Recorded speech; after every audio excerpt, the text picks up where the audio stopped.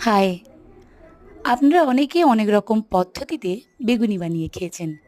একবার আমার পদ্ধতিতে তৈরি করে দেখুন। পাতলা, পাতলা করে বেগুনগুলোকে আগে কেটে ধুয়ে জল ঝরিয়ে রেখে দিন। এরপর একটা পাত্রের মধ্যে বেসন নিয়ে তার মধ্যে আদা রসুনের পেস্ট, জিরে গুঁড়ো, লঙ্কার গুঁড়ো এবং স্বাদমতো নুন দিন। এরপর কালো জিরে আর খাবার সোডাটা অপশনাল, দিতেও পারেন, নাও দিতে পারবেন। এরপর ভালো করে ফেটিয়ে নিয়ে সাইডে রেখে দিন।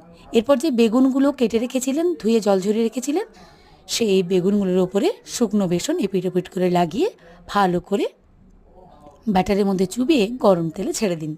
কিছুক্ষণ পরেই দেখবেন লুচির মতো ফুলে গেছে।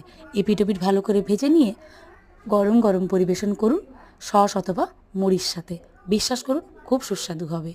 যদি ভিডিওটি ভালো লাগে একটা লাইক করবেন, সাবস্ক্রাইব করবেন। ধন্যবাদ।